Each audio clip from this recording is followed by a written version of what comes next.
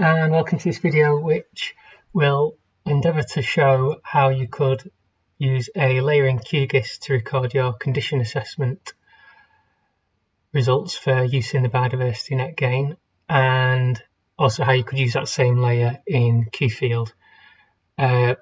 This is a bit of a complicated one. It's not. None of the processes are particularly tricksy or complicated in and of themselves, but there's just a lot of repetition. So I thought, easiest up, I'll show you what I have made in the first instance, and then you can decide very early on whether you can be bothered with it or not, I suppose. So this is our layer, condition assessment. I decided to make it a point file because I just thought adding this level of stuff onto like a polygon layer for a habitat type and things, you could do it, but it's easier to just show it in isolation. So I thought a point layer makes sense. So here we go, let's make a new point and see what it brings up. So it's brought up this form, and as you can see, I've got things in two columns. I've got questions and I've got answers. I've got a habitat ref, so let's call that grassland 1, and then in this habitat type drop down we're going to choose the grassland, and those are all the habitat types that you can have in the biodiversity net gain as based on the technical guidance document, which has got the different condition assessments in it. We'll just ignore that.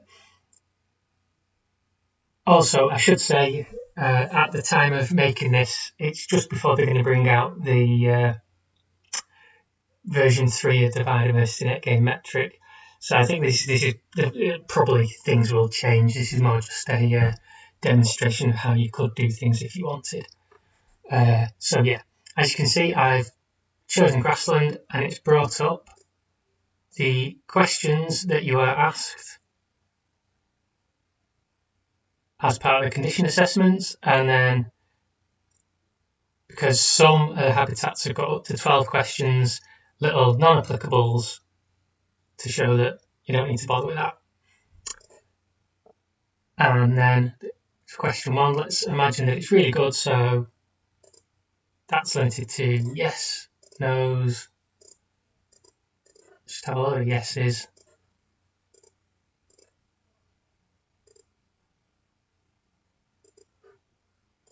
And then got this button at the bottom, condition assessment, and that's good.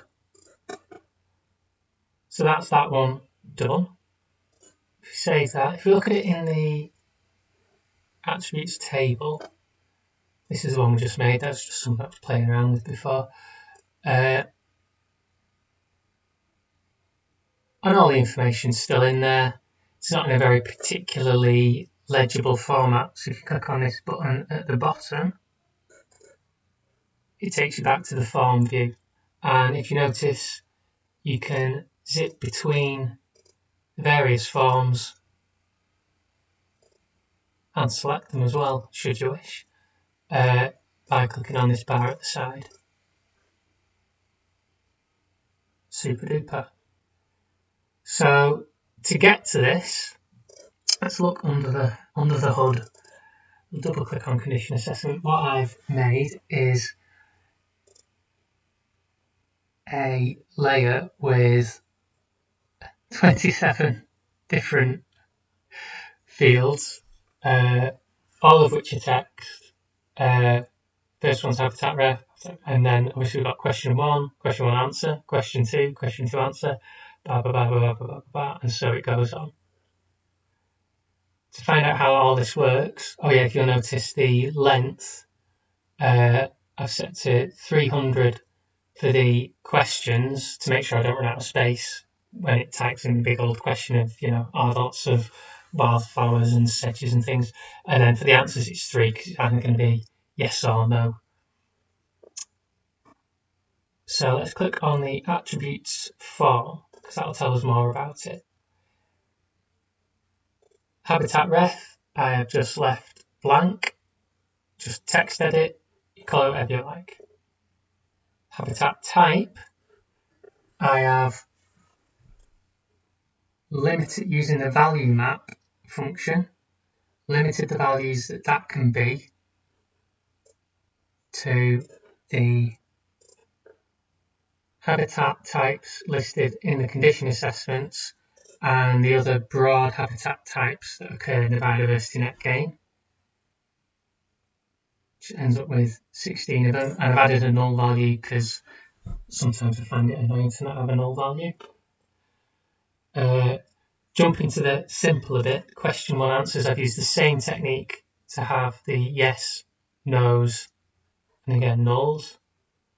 And jumping to the next easy bit, the condition result. Again, it's the same technique using the value map to have good, moderate, poor, non-applicable. So we can jump to any more easy bits. We've got to look at some equations and coding. So in question 1, again, the widget type is text edit. I've ticked multi-line because otherwise it would just pump out the answer in one big long line that's unreadable. And if we pop into this defaults box here, you can see that there's something entered. So let's click on the equation to see what the equation is. And you can see you've got a great big case when equation. Now, this might look complicated. It's not very complicated, in honesty. It's repeating one thing over and over again to get what we want. So the first bit, case. Oh yeah, I suppose if you're not familiar with case when formulas, they're like a much more legible nested if statement that you might use in Excel. So it asks the case, the operators are in purple, so case when and then. The fields that it's looking at are in yellow with double quotation marks, and the information that we want out or in, that wasn't explained very well, but any information that is stored as text or, as they call it in QGIS, a string value, is in single quotation marks and is in this slightly ugly shade of light green. So what's this asking? If it is the case when habitat type, which is here, equals 1 bare ground and hard standing, then non-applicable. If it is the case when a habitat type is agricultural, then non-applicable. If it is the case when habitat type is 3 grassland, then the first question that the condition assessment asks you. So let's pop down to, I don't think these work, the hyperlinks. Pop down to page 19. Grasslands.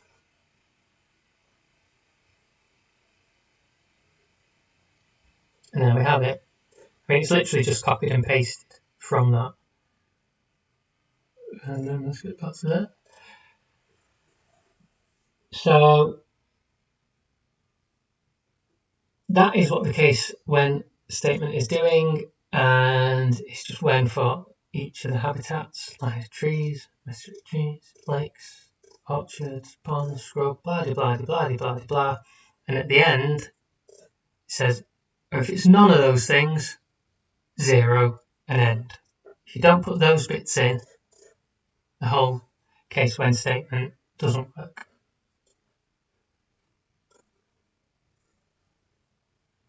So that's how we get our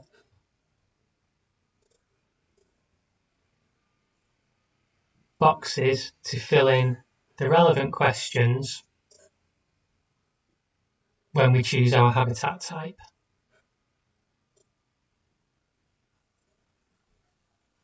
And then the only other thing to quickly show is how do we get our form to look like this? Because in the standard state of affairs, which you might be absolutely fine with, the standard state of affairs, make a new point, and it looks like that, which is absolutely fine, you know, but I thought maybe having things in 2 columns would look a bit better. So in order to do that, you click on the drag and drop designer instead of having it at auto generate, which it is as default. You make a little, in the plus sign here, make a folder called questions. I've already done it. When you click on that, you're allowed to put in a number of columns, so 2 columns, and then you just drag the fields that you want into that.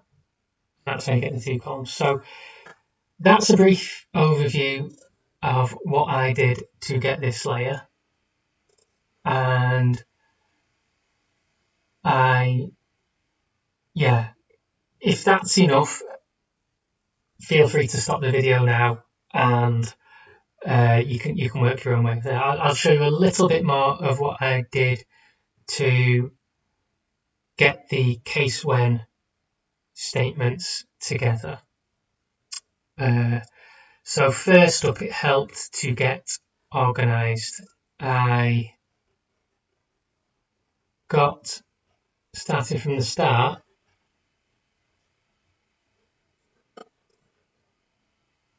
I copied and pasted each of the questions in numerical order into a separate Excel spreadsheet, and I made sure that they were numbered so I didn't get confused as I went through.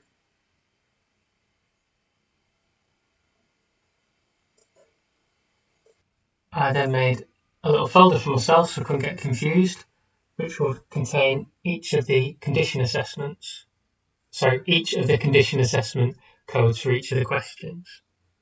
So I then made a load of my case when statements in separate little text documents. There's no particular reason I use text documents.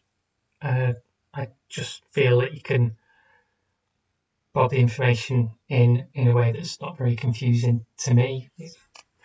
Anyway, you could use anything, Word, another Excel sheet, whatever.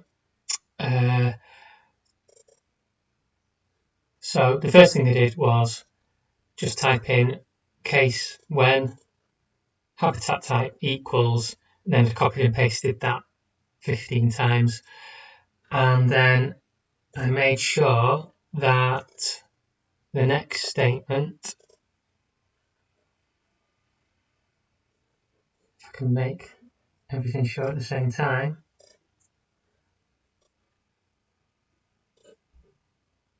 that when habitat type equals, that these married up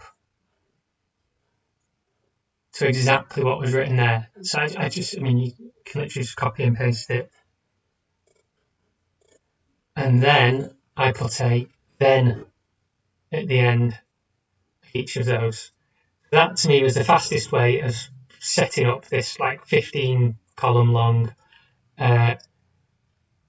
case when, making sure of course that there was double quotation marks on the habitat type to make sure that the case when that was looking at a field value, and that there was single quotation marks at the start and end of each of the habitat types, so it knew that it was looking for a string value in there. And then after each of the thens, I went back to my Excel sheet where I'd copied all these along. It helped a great deal to go on to view and freeze panes, freeze top row. So as you zoom in down, you can see that you're not getting too confused. I get easily confused.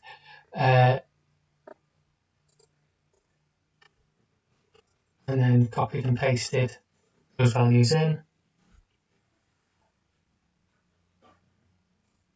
making sure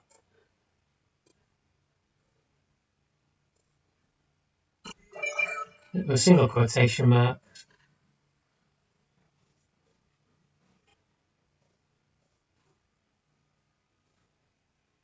at the start and the end of everything. So I'm not going to show you all that because that'd be really boring. That's what I did for each of the questions that I copied in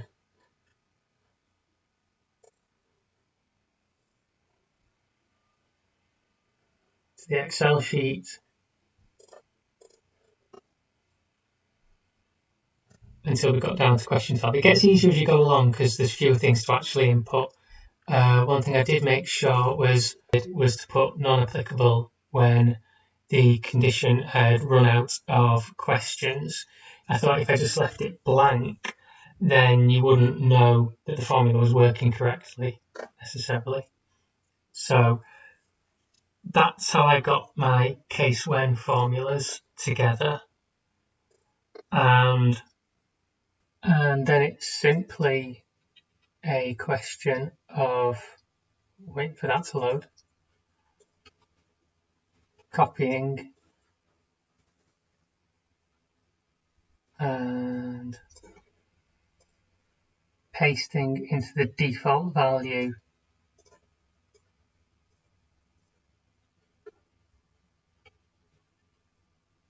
it looks a bit different because I've already had it in there, but copy and paste it into the default value of your field. One thing to make sure you have done, it comes up with a warning sign if you haven't, but click apply default value and update and it'll automatically update to this formula that we've just copied in.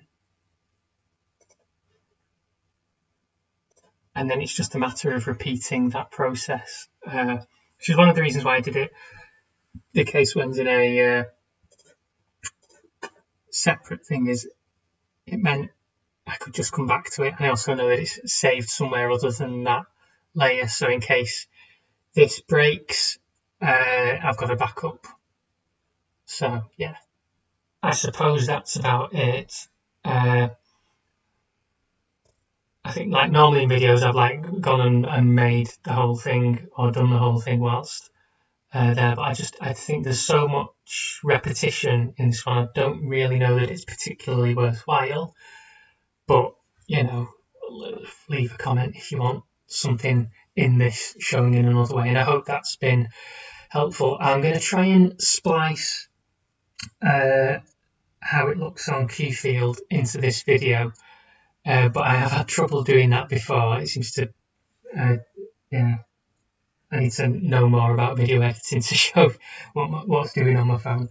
But yeah, again, if you found this useful in any way and you're going to use it in your professional capacity, then yeah, please make a donation to QGIS or your favourite wildlife charity. And thanks very much for watching. And if you've got a better way of doing this, let us know on the QGIS for Ecologists Facebook group, because this is my best effort. And I don't know, it feels like there's probably a better way to do it. Anyway, thanks very much. Take care. Bye. Right, so this is how it works in QField.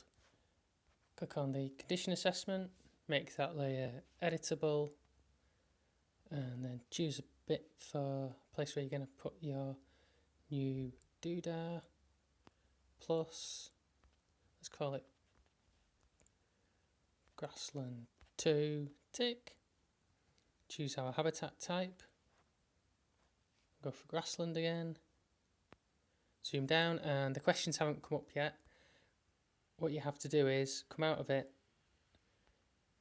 and then go back into it, make it editable with the little A, and then all your questions are there and you can say yes or no. Don't know why the fonts come out slightly sort of doubled and like reading over each, but it's legible and it remind you what the condition assessments for that habitat type while you're out on site, and you can make your notes about what it should be while you're on site as well, which I think is the point of it, because I think these things are much better done on site than trying to remember what things were like when you get back to the office. So there we are. It works in QField. Again, whether it's better than just writing things down on a bit of paper while you're out there,